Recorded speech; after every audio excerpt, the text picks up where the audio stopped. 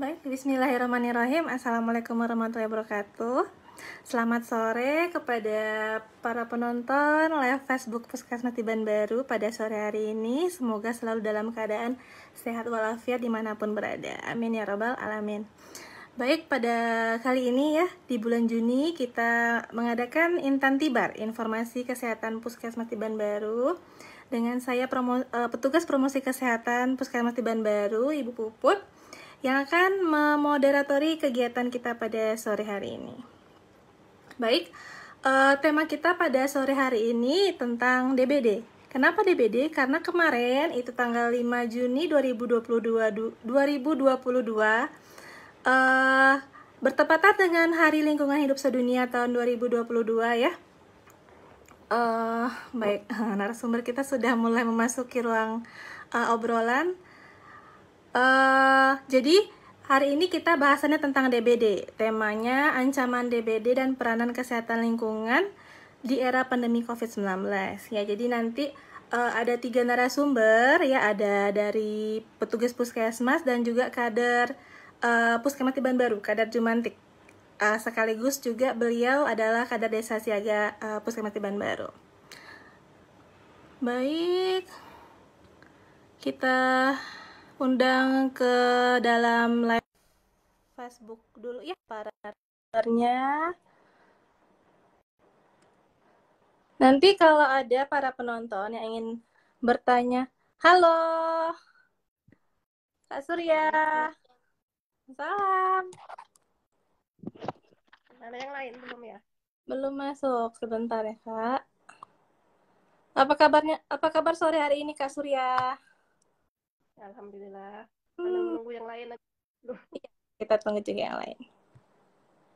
Tadi Bu Lili sudah masuk, tapi tiba-tiba permintaannya nggak ada lagi. Baik, sembari menunggu ya, sembari menunggu juga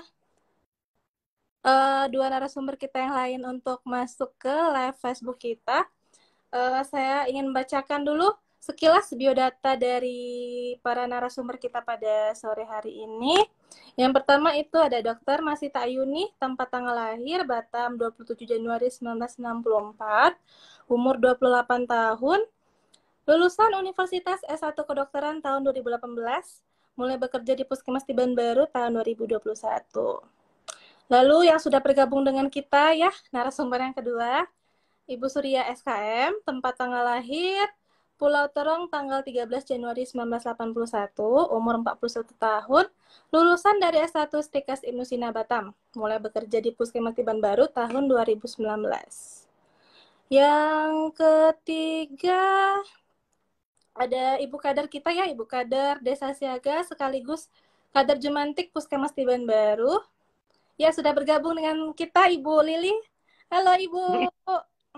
Halo, Assalamualaikum. Apa kabarnya sore hari ini, Bu Lili? Alhamdulillah, luar biasa. Sehat. Alhamdulillah. Hai, Ibu. Yep. Lagi di mana?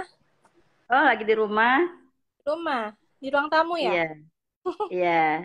Nampak saya mataharinya. Ya, Oh iya. Puput lagi bacain biodata Ibu Lili nih. Tinggalnya di Tiban Housing, umur 58 tahun. Telah menjadi kader dari tahun 2009. Udah lama ya, Bu ya? Iya. Sekitar 13 tahun ya, Bu, mengabdi jadi kader ya, Bu ya? Luar biasa, keren. Pengalaman organisasi yang pertama itu Argadia Putri Citra Kepri, yang kedua Garnita Malahayati Kota Batam. Tinggal satu narasumber kita ya, kita undang. Ini sudah disetujui tapi belum masuk. Nanti kepada para penonton, viewer Puskesmas Tiban Baru, oke, udah bergabung bersama kita Ibu Dokter. Halo, Dokter. Susah ya masuknya, ya? Dokter ya? Iya, berkali-kali tadi. Tapi kok belum oke. Nah, sekarang ada lengkap. Tadi udah dibacain juga, Dok, biodatanya tadi mungkin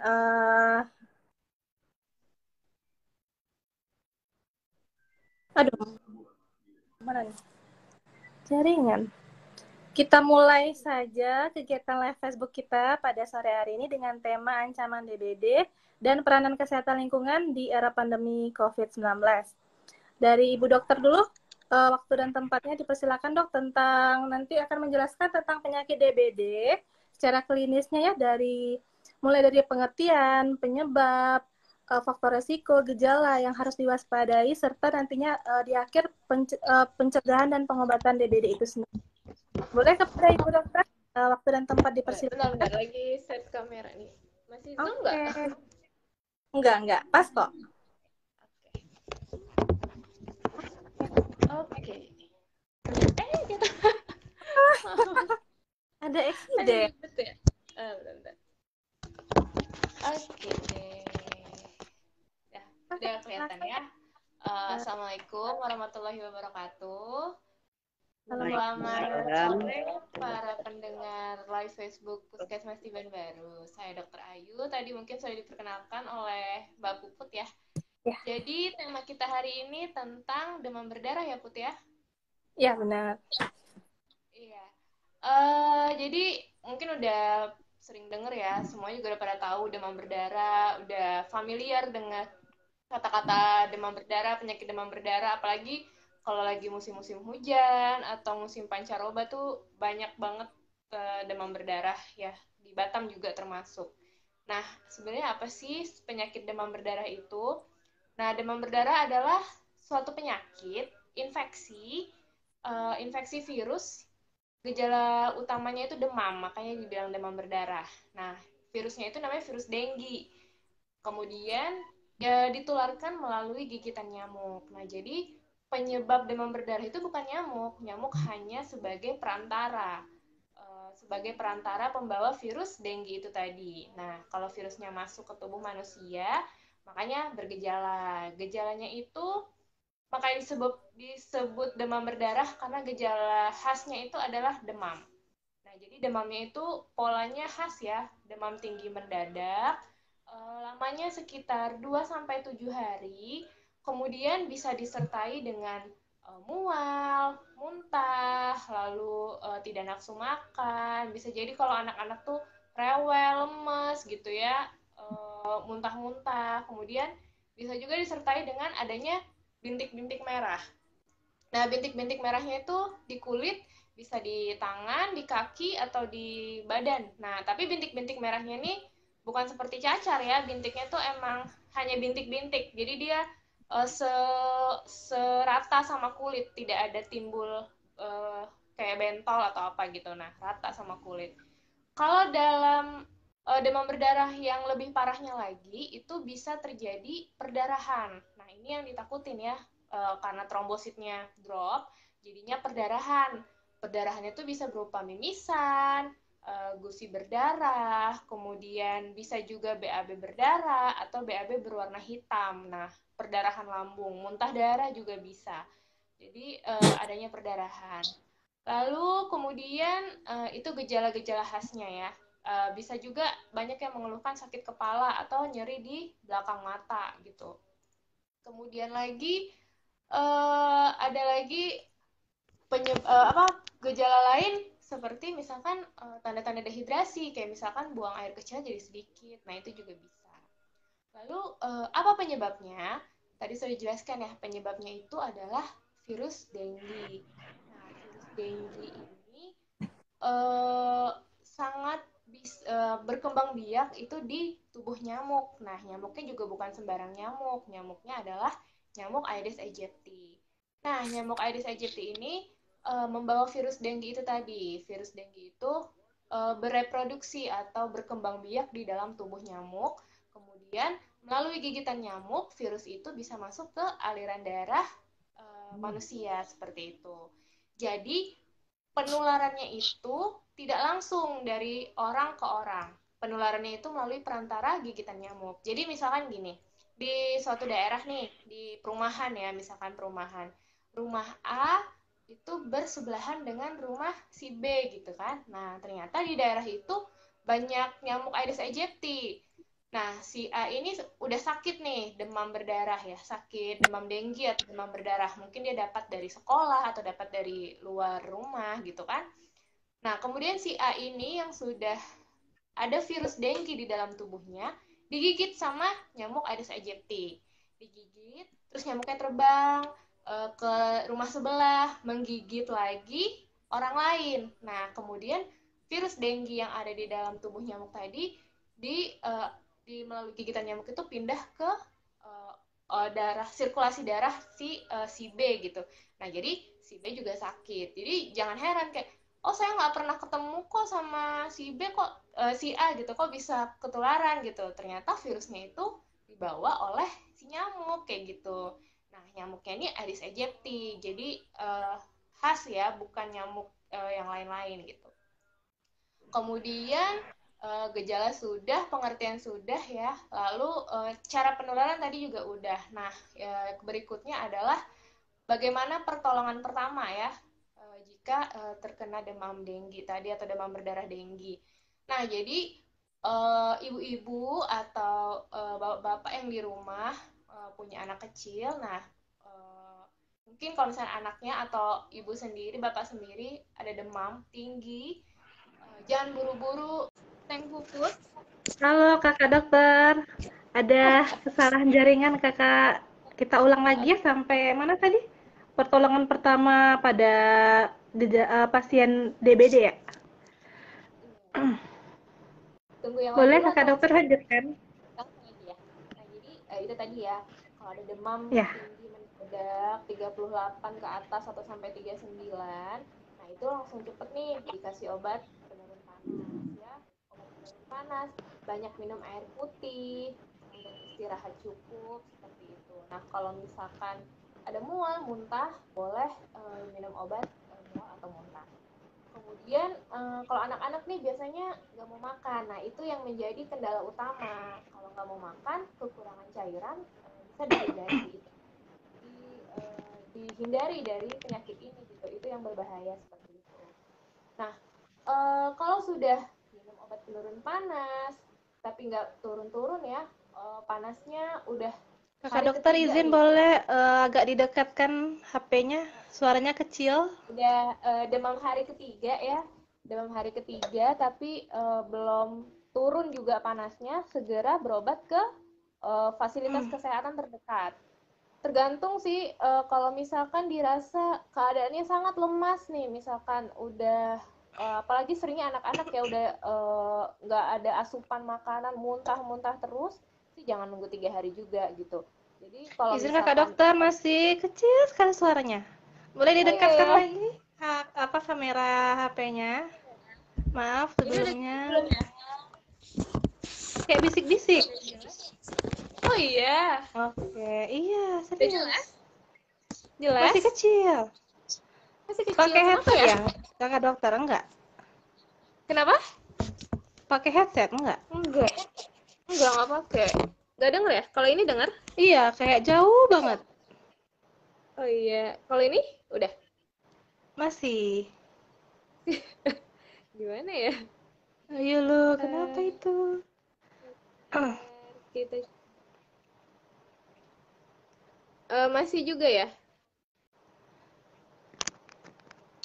Gimana para viewer Puskesmas di Baru? Apakah suaranya sudah terdengar? Mungkin volume kali ya. Volume dari handphonenya kali. Jelas kok suaranya. Oke, lanjutkan, kakak dokter. Jadi tadi sampai mana? Oh ya sampai kalau misalkan belum 3 hari Iya. tapi sudah muntah gitu ya, udah lemas banget, boleh langsung berobat, boleh langsung ke IGD rumah sakit atau juga ke puskesmas terdekat. Nah, kalau di puskesmas di Baru sih khususnya ya, saat ini sudah ada pemeriksaan screening atau rapid ya, rapid test untuk demam berdarah atau untuk virus denggi. Jadi sudah ada. Jadi kalau misalkan demam hari ketiga belum ada tidak turun dengan penurun panas, biasanya dokternya menganjurkan untuk periksa lab ya, rapid untuk denggi, virus denggi. Nah, kalau misalnya hasilnya positif, berarti memang terinfeksi virus denggi. Nah, demam denggi itu berbeda dengan demam berdarah. Jadi, kalau misalkan memang hanya demam denggi, keadaan umum masih baik, tidak ada muntah-muntah, asupan cairan masih bisa normal, nah itu tidak perlu rawat inap sebenarnya.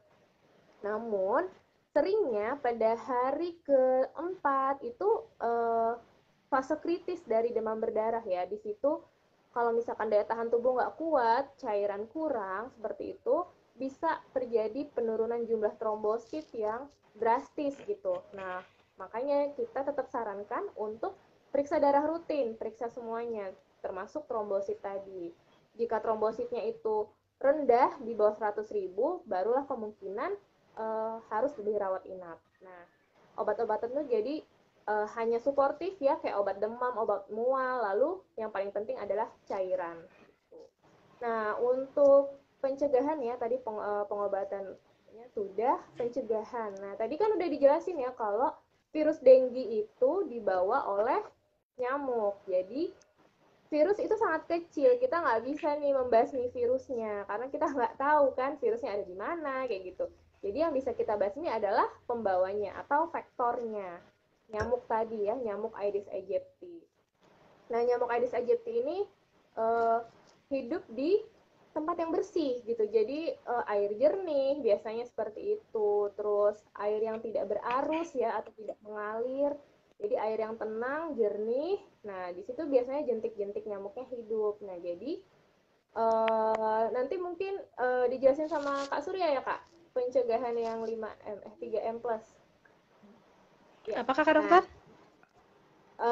Apa yang pencegahan penyakit DBD yang nyamuk ya. Jadi kan faktor nyamuknya yang kita basmi ya, mulai dari jentik-jentiknya, kemudian nyamuk dewasanya gitu kan. Kemudian juga untuk proteksi kita sendiri pakai repellent atau anti nyamuk, pakai kelambu seperti itu untuk mencegah gigitan nyamuk tadi. Kalau misalkan faktornya tidak ada, nyamuk Aedes aegypti-nya nggak ada, ya kita kemungkinan besar tidak akan tertular karena penularannya tadi sudah pasti melalui gigitan nyamuk. Mungkin itu aja. Ada yang mau ditambahin, Put? Oke, sudah cukup Kakak Dokter? Oke, itu aja. Oke, terima kasih. Sebelum berpindah ke narasumber selanjutnya ya, kepada para penonton viewer Puskesmas Tiban Baru pada sore hari ini ya, live streaming Facebook kita. Jika ada pertanyaan, boleh langsung disampaikan di link di kolom komentar di live streaming kita, atau juga bisa di hotline Puskesmas Tiban Baru. Nomor HP-nya ada di profil Puskesmas Tiban Baru ya, profil Facebook. Di situ nanti akan terhubung dengan saya. Saya akan membuka apa yang akan ditanyakan, nanti akan saya tanyakan di akhir sesi kita nanti, sesi tanya jawab ya. Oke, selanjutnya kita ke narasumber kita yang kedua, ada Ibu Surya SKM ya. Boleh diceritakan Kakak Surya, data tren jumlah kasus DBD kita dari awal tahun sampai bulan Mei ya Kak ya, boleh. Terus juga kegiatan apa saja sih kegiatan Puskesmas Tiban Baru dalam menanggulangi kasus DBD di tengah masyarakat? Kepada Kakak Surya, waktu dan tempatnya dipersilakan. Terima kasih, Put. Saya menjelaskan kasus DBD itu dari bulan Januari sudah saya jelas sudah. Suaranya jelas ya? Apa Kakak Surya? Suaranya jelas nggak? Kecil suaranya ya, atau di HP Put aja nih, kedengaran nggak Kakak Dokter? Kedengaran? Coba tes lagi Kakak Surya. Kak Surya emang agak kecil ya. Kedengaran ya? Oke, boleh lanjut. Kejadian di Puskesmas Tiban Baru itu dari bulan Januari di Kelurahan Tiban Baru itu 9 kasus. Untuk Tiban Baru ada 4 kasus. Jadi bulan Januari itu ada 3 kasus. Itu di bulan Februari itu 7 kasus. Terus kemarin Tiban Baru ada 5 kasus. Tiban Lama ada 1 kasus. Jadi 6 kasus.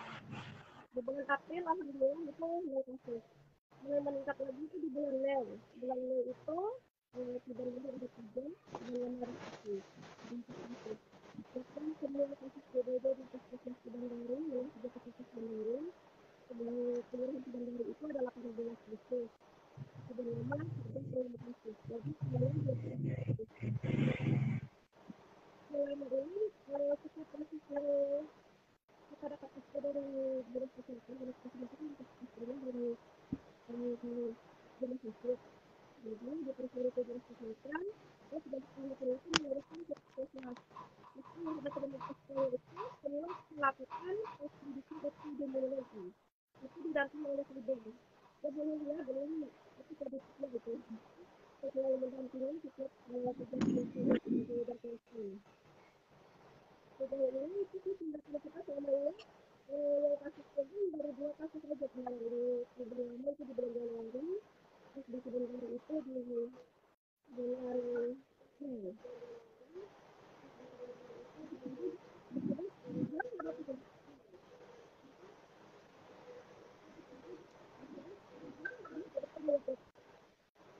Izin Kakak Surya, suaranya agak kurang jelas. Izin Kakak Surya, suaranya agak kurang jelas. Izin Kakak Surya, suaranya. Coba tes lagi Kakak Surya, boleh? Ada speakernya udah full nih. Ya.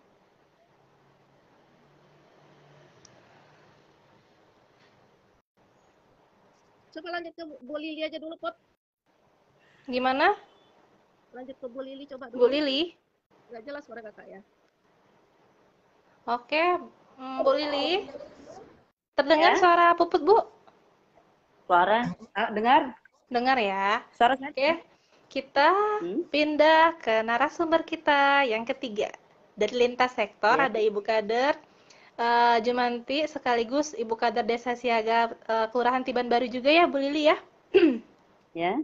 Di sini mungkin Bu lebih ingin tahu nih Bu, gimana sih pengalaman sebagai kader Jumantik di lapangan, Bu, boleh diceritakan?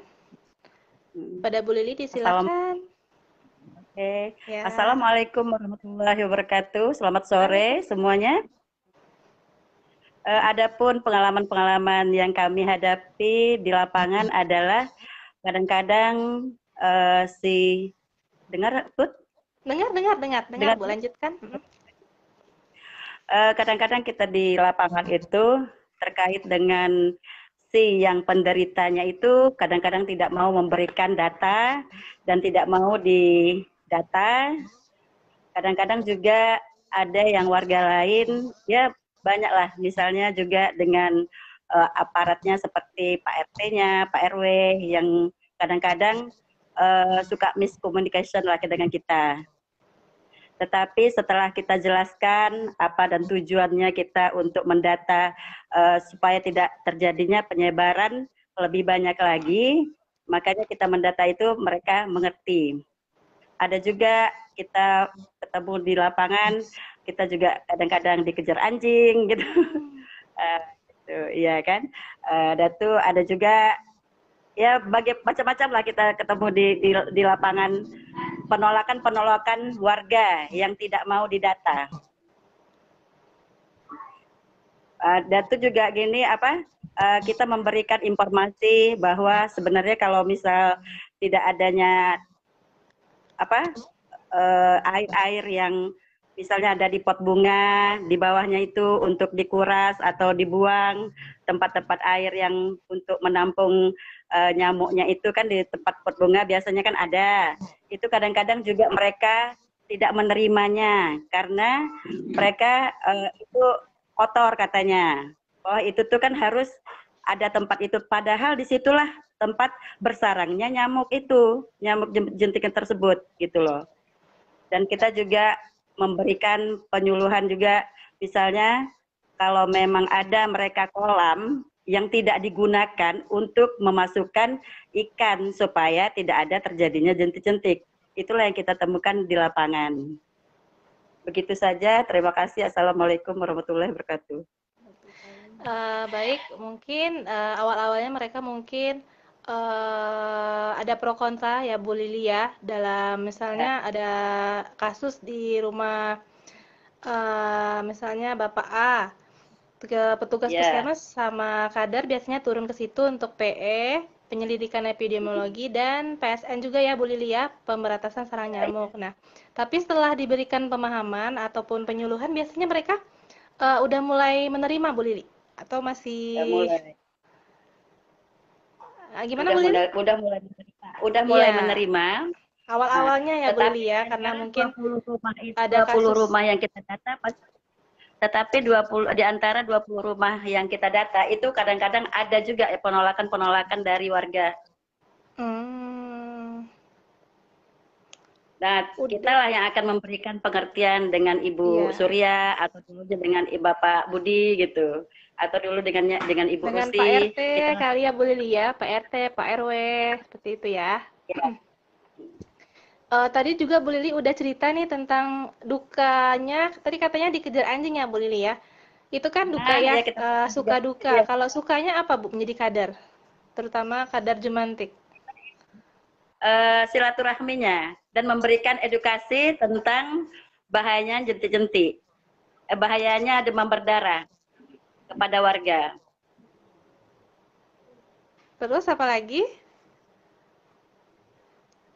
Ya supaya mereka untuk membersihkan lingkungan rumah mereka supaya tidak adanya tempat-tempat seperti wadah-wadah botol seperti misalnya aqua gelas, tempat bunga, alas-alas bunga atau wadah-wadah tempat seperti drum yang sering mereka gunakan untuk menampung air untuk menyiram bunga-bunga mereka, tetapi disitulah tempat sarang-sarang nyamuk yang banyak kita dapati. Hmm, udah pas Bu Lili? Atau ada yang masih ingin disampaikan lagi? Atau ada penambahan dari Ibu Surya? Boleh tes suara lagi, Kak Surya? Halo? Masih kecil, Kak. Coba pengaturan HP-nya kali ya.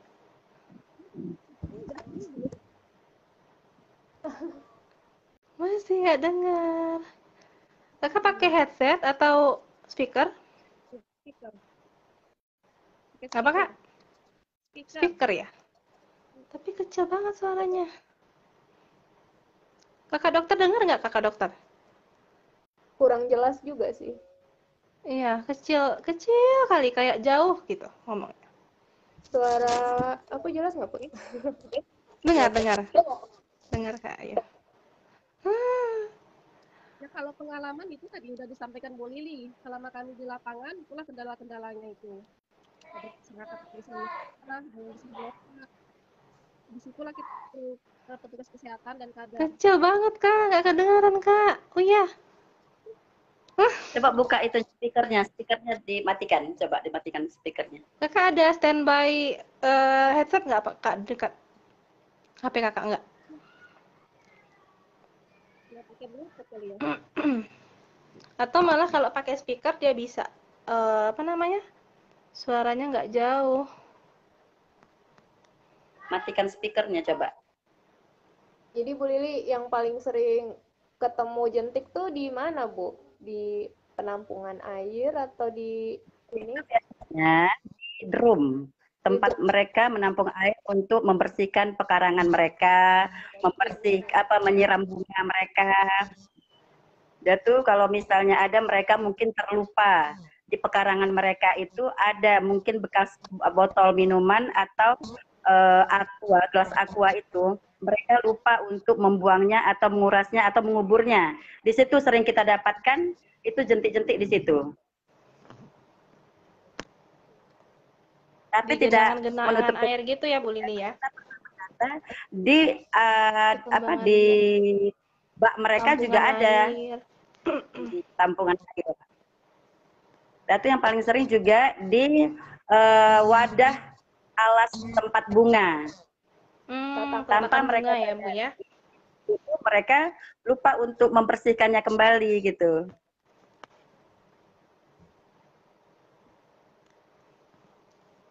Kak Surya masih belum bisa bergabung.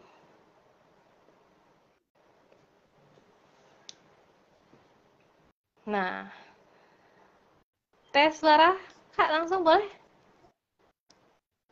Dengar belum? Udah. Ini baru kedengaran. Harus pakai speaker berarti. Ya Allah. Baru kedengaran, Kak.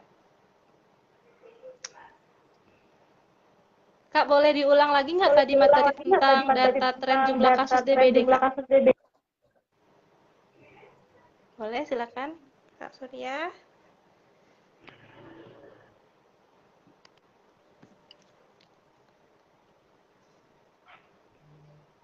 Hilang lagi suaranya. Kaput.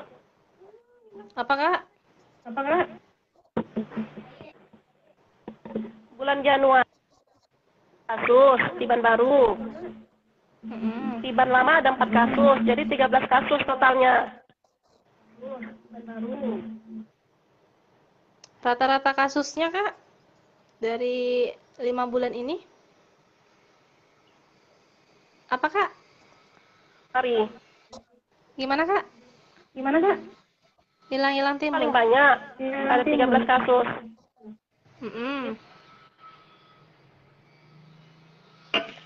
Hilang-hilang timbul.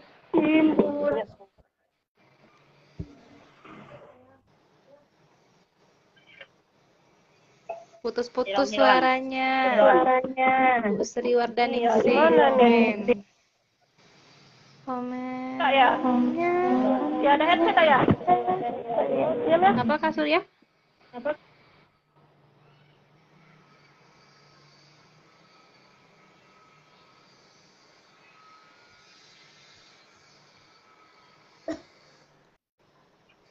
Dengar ya, Put ya? Ini dengar. Dengar, Kak. Kasus DBD itu di Puskesmas Tiban Baru di bulan Januari itu ada 13 kasus.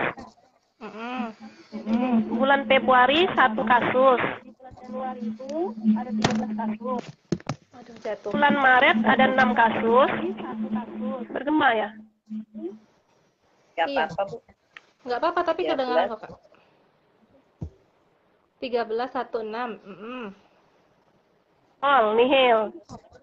Di bulan Mei ada 4 kasus. Jadi yang paling banyak itu di bulan Januari emang sih. Faktor yang mempengaruhi apa ya, Kak? Setelah dianalisa, kenapa tingginya di bulan Januari? Yang kita turun emang kemarin pernah fogging sih sekali di Kelurahan Tiban Lama itu.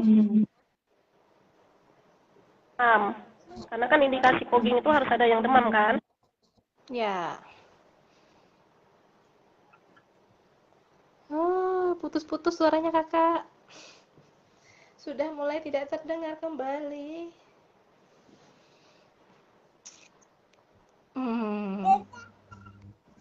Ya, trennya itulah di bulan Januari itu memang paling banyak kasusnya. Karena Faktor peralihan mempengaruhinya cuaca. apa, Kak, kira-kira? Kak? Faktor peralihan cuaca mungkin ya. Cuaca Kan itu faktor besar, faktor dominannya ya, Bu ya. Banyaknya curah hujan yang terjadi pada bulan Januari tersebut. Yang menyebabkan kan bulan Mei ini kan juga di bulan Mei ini kan kita lihat juga sudah mulai kan musim hujan ini kan, mulai bulan Juni ini. Mulai lagi. Tadi kita dapat SO lagi Bu Lili, udah saya teruskan satu sama Bu Lili tadi satu. Kita udah baca. Besok kalau bisa di PE lagi. Kalau untuk fogging tadi kata Kak Surya harus ada yang menderita gejala demam ya, Kak ya. Selain itu apalagi, Kak Surya? Dari 20 rumah yang kita PE itu, kalau ada demam terus ditemukan banyak jentik, yaitu dilakukan fogging. Jadi nggak asal misalnya ada laporan nih harus ditelusuri dulu ya kriterianya ya, Kak Surya ya. Biar 20 rumah itulah kendalanya kadang di lapangan, Put. Kadang kita pas kita turun itu ada yang kamu buka pintu, ada yang dikejar anjing kata Bu Lili. Berarti kalau setiap turun harus didampingi sama Pak RT RW-nya ya. Mungkin Kak Surya ya untuk lebih memudahkan kita di lapangan juga ya Kak Surya. Atau dipastiin dulu yang di rumah harus ada orang tetangga kiri kanan yang 20 rumah tadi. Hilang timbul lagi suaranya. Tapi selama boleh saya tambahkan, Put? Oh iya, boleh. Lanjut Bu Lili. Silakan. Selama ini yang kita hadapi di lapangan, itu walaupun mereka dan Pak RW tidak turun, tapi enggak jadi kendala bagi kita. Yang terjadi dalam rumah yang ada tidak mau buka. Dan ada lagi yang gini dari Pak RT keluarga tersebut, mereka udah menetapkan ini harus padahal PE-nya. Selesai kita PE dan mereka itu udah mewanti-wanti. Sementara seperti yang Ibu Surya bilang, paling tidak ada 6 rumah yang ada yang berjalan, ada yang itulah baru kita tahu untuk prioritaskan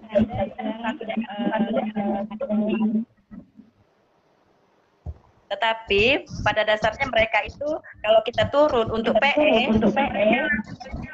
terus mereka itu pertama sekali yang mereka kemukakan itu pasti untuk fogging duluan gitu. Padahal fogging tuh nggak menyelesaikan masalah ya Bu Lili ya, karena efektifnya memang untuk membunuh nyamuk dewasa saja.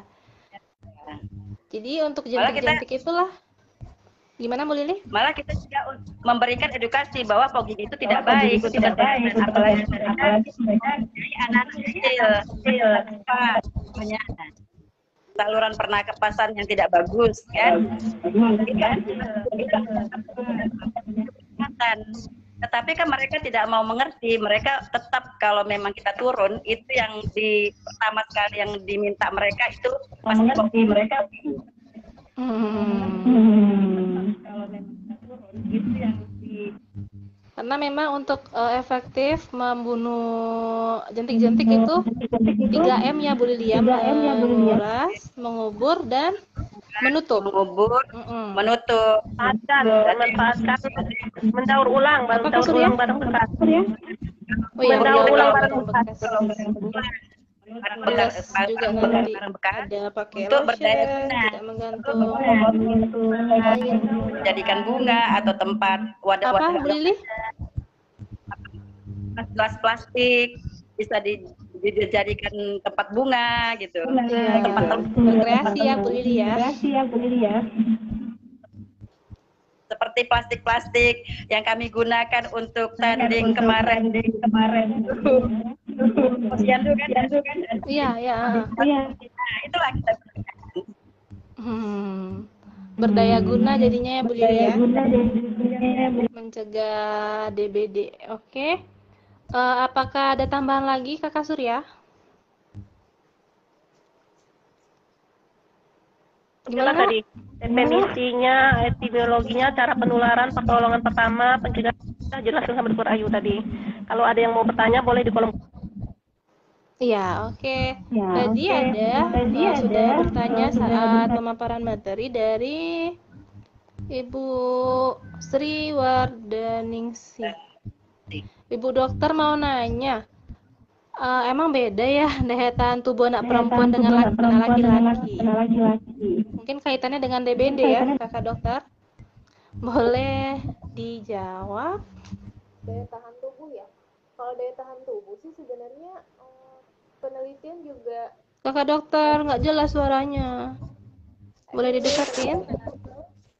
Udah jelas? Udah jelas. Lumayan jelas. Untuk daya tahan tubuh itu banyak penelitian yang sudah meneliti ya untuk perempuan dan laki-laki, tidak hanya anak-anak ya, cuma orang dewasa juga.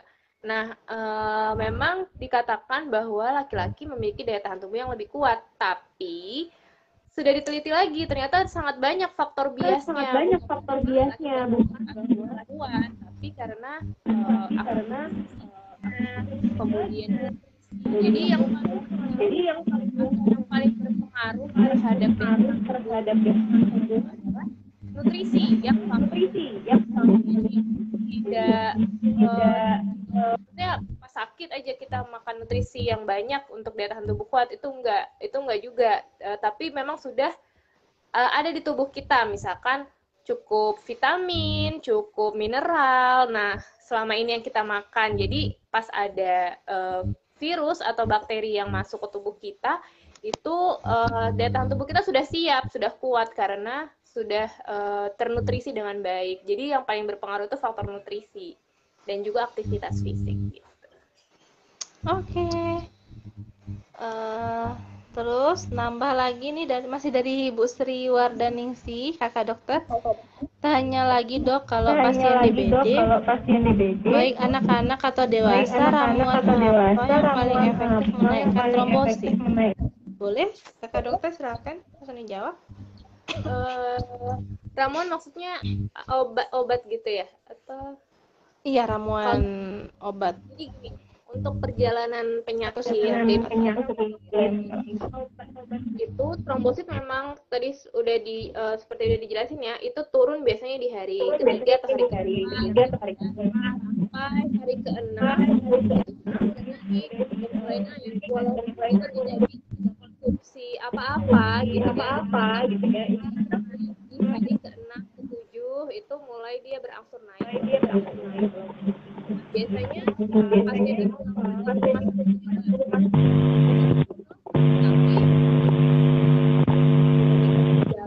itu pasti udah bisa dimulai. Kakak dokter suaranya hilang-hilang timbul. Untuk ya, oke. Udah. Sinyal kayaknya ya. Iya nih. Terkendala di suara. Ya, untuk boleh ramuan, lanjutkan dokter. Untuk ramuan sih yang paling penting itu cairan ya, cairan yang cukup gitu. Nah biasanya sih berupa kalau untuk air putih kan mungkin kalau banyak-banyak minum agak enek ya, jadinya jus kayak gitu ya, jus guava yang tinggi vitamin C itu bisa membantu ya. Untuk menaikkan trombosit seperti itu. Tapi sekali lagi memang proses perjalanan penyakitnya itu trombosit juga akan naik dengan sendirinya di hari ke-6 ke-7 gitu. Oke, baik, terima kasih jawabannya kakak dokter. Apakah sudah cukup Ibu Sri Wardaningsih? Masih stay kan Bu di live Facebook kita? Boleh mungkin nanti balasnya di kolom komentar aja ya Bu Sri. Atau ada lagi yang ingin ditanyakan? Hei Nadine, ada Nadine, udah bangun ya? Ini satu lagi kakak dokter, ada pertanyaan dari WhatsApp. Kira-kira memungkinkan nggak kira-kira kalau ada pasien DBD nih kakak dokter, jika ingin dirawat di rumah apakah boleh? Oke. Ya, tadi kan apa saja yang harus diperhatikan jika memang dirawat di rumah? Oke, silakan kakak dokter. DBD ya, kalau misalkan demam denggi, ada demam denggi, ada demam berdarah denggi ya. Kalau demam denggi itu biasanya gejala-gejalanya masih ringan, belum ada istilahnya itu kalau di medis kebocoran plasma atau jadi dehidrasinya itu tidak berat seperti itu. Nah itu memang bisa dirawat di rumah.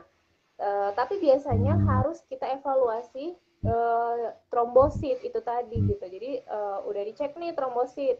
Kalau trombositnya di atas 100.000 ya tidak ada gejala-gejala berat ya, kan masih bisa makan masih seperti biasa, masih bisa minum, tidak ada muntah atau kalaupun ada hanya sedikit ya, tidak berat. Pokoknya asupan cairan dan makanan tuh masih seperti biasa, masih bisa dirawat di rumah karena tadi virus, namanya infeksi virus itu sebenarnya sembuh sendiri, hanya butuh daya tahan tubuh kita dan asupan cairan dan nutrisi yang kuat seperti itu. Jadi kalau hal seperti itu tuh masih bisa dirawat di rumah. Tapi kalau misalkan sudah ada perdarahan hebat atau mual muntah yang hebat, lemas banget, gak bisa makan, gak bisa minum, itu wajib dirawat di rumah sakit karena untuk mendapatkan cairan yang melalui infus gitu, karena dia nggak bisa asupan lewat mulut lagi. Kemudian harus dicek trombositnya secara berkala, takutnya ada perdarahan yang di dalam yang tidak terlihat, nah itu juga bisa fatal akibatnya seperti itu. Oke, terima kasih Kakak Dokter. Jadi untuk pasien DBD kita harus memperhatikan betul Kakak Dokter, nutrisi dan cairan tubuhnya tercukupi ya, agar tidak semakin drop, karena biasanya untuk pasien DBD itu lemes ya Kakak Dokter ya, kondisi tubuhnya ya.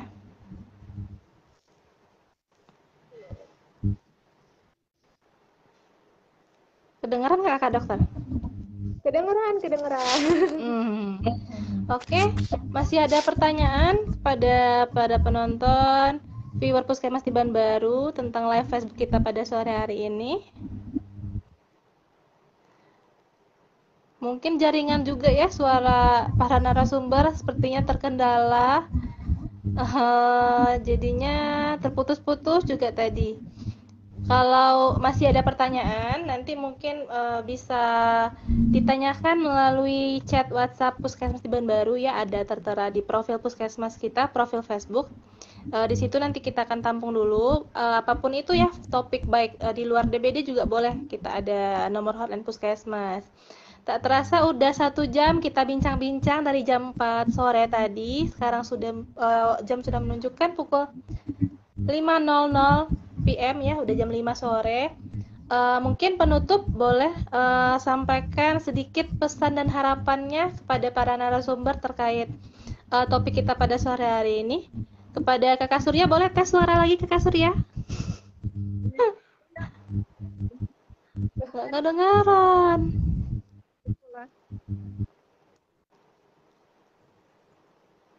Itu pakai headset ya Kakak Surya ya?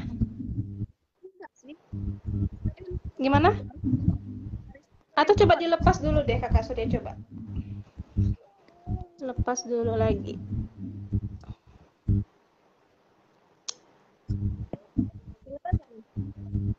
Gimana? Halo?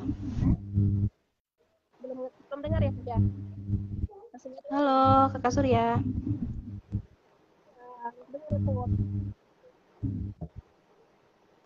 Oh, tidak kedengaran. Tadi sempat terdengar waktu kita bahas tentang tadi data itu Kak, data-data DBD. Tulis di kolom komentar aja lah ya. Gimana Kak? Oh, boleh. Lanjut kepada narasumber kita ya dari lintas sektor, kepada Ibu Lili, mungkin boleh sampaikan harapan dan pesannya terkait topik kita pada hari ini. Assalamualaikum warahmatullahi wabarakatuh. Terkait topik kita hari ini tentang DBD, seperti yang kita ketahui akhir-akhir ini, orang terfokus pada pencegahan COVID-19. Jadi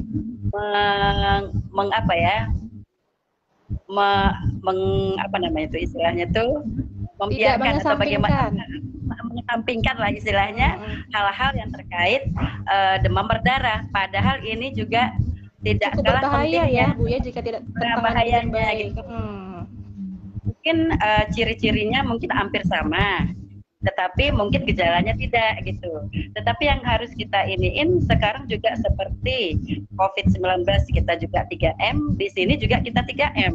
Benar. Yang ya. di sini 3M itu M-nya menguras. Berbeda ya Bu Lili ya. Berbeda M-nya. 3M di COVID-19 sama 3M di DBD itu seperti menguras, mengubur, menutup, mendaur ulang, dan plusnya itu mencegah dari untuk tidak terjangkit dari demam berdarah, seperti misalnya kita memelihara ikan lah untuk yang memakan jentik-jentik, atau kita memberikan abate di air sehari-hari kita seperti di bak mandi, dan juga bergotong royong di lingkungan rumah kita, di tempat misalnya di lokasi rumah kita, di warga lah Iya, misalnya. RT RW-nya Udah ya Bu Lili ya, membersihkan lingkungan ya, parit, got, segala macam ya. dan juga misalnya tadi yang 3M plus itu ya ini misalnya ada kain-kain yang kita pakai, kita letakkanlah di tempat yang tertutup Karena itu salah supaya satu tempat perkembangbiakan nyamuk ya, apa juga ya Bu Lili ya, Aedes ya. ya, ya, ya itu cuma segitu yang yang kita bisa informasikan dan kita harapkan kepada warga untuk bisa membentengi diri mereka sendiri dengan 3M plus tersebut. Sekian, terima kasih. Assalamualaikum Oke, terima warahmatullahi wabarakatuh. kasih. Singkat padat dan jelas ya Bu Lili. Oke, terakhir kepada narasumber kita ya, Kakak Dokter boleh disampaikan pesan dan harapannya terkait topik. Dan harapan ya. Sama ya seperti yang lain. Jadi penyakit demam berdarah ini sangat bisa dicegah kan, karena kita sudah tahu pembawa virusnya itu nyamuk gitu. Jadi nyamuk itulah yang harus kita basmi, mulai dari telur, jentik, sampai nyamuk dewasanya. Seperti itu emang harus dibasmi dengan cara-cara yang tadi udah dijelasin sama Ibu Lili ya. Kemudian harapannya juga ke depan mungkin masyarakat lebih waspada ya, lebih aware kalau misalkan ada demam yang 3 hari tidak membaik dengan obat penurun panas, harus segera ke fasilitas kesehatan untuk diperiksakan kayak gitu. Jadi kalau misalkan ternyata memang demam berdarah, kita bisa langsung dokter nih bisa langsung menentukan ya apakah pasiennya bisa pulang atau harus dirujuk atau harus dirawat seperti itu, untuk mencegah hal-hal yang bisa lebih fatal. Jadi sebenarnya penyakit demam berdarah ini bisa sekali fatal gitu kalau misalkan penanganannya sedikit terlambat atau cairan kurang, itu bisa menjadi hal yang fatal karena bisa terjadi kerusakan organ yang lain gitu. Jadi tetap lebih waspada aja dengan tetap juga menjaga kebersihan lingkungan untuk mencegah penyebaran si nyamuk tadi itu. Oke, si Nadine nyelip-nyelip di belakang dia. Jadi semakin cepat diketahui penyakit DBD ini semakin bagus, semakin cepat juga untuk tertangani ya Kakak Dokter ya. Oke, terima kasih Kakak Dokter. Hai Nadine, salah fokus. Pesan dan kesan dari Kakak Surya ini udah ada di kolom komentar. Penyakit DBD merupakan penyakit berbasis lingkungan ya. Ayo kita peduli lingkungan, dimulai dari diri kita sendiri, karena kalau bukan kita yang mulai, siapa lagi? Semangat bersama kita berantas penyakit demam berdarah DNG. Oke. Terima kasih kepada para 3 narasumber kita dari jam 4 tadi kita sudah memulai live Facebook kita, meskipun sedikit banyak ada beberapa kendala ya. Sempat terputus, suara juga ini karena jaringan atau gimana ya? Oke, mungkin sekian ya live Facebook Puskesmas kita pada hari ini. Lebih dan kurang mohon maaf. Terima kasih banyak kepada para narasumber yang sudah menyempatkan diri untuk berbagi bersama kita pada sore hari ini, berbagi ilmu pengetahuan, berbagi pengalaman ya. Kakak Dokter, Kakak Surya, dan Bu Lili. Terima kasih. Mungkin kita bisa bertemu lagi di lain waktu, di lain kesempatan ya. Saya selaku moderator, mohon maaf apabila ada salah kata dan kekurangan. Demikianlah live Facebook Puskesmas kita pada sore hari ini. Bisa live sekarang. Bu Lili, Kakak Dokter, Kakak Surya, terima kasih. Assalamualaikum. Salam.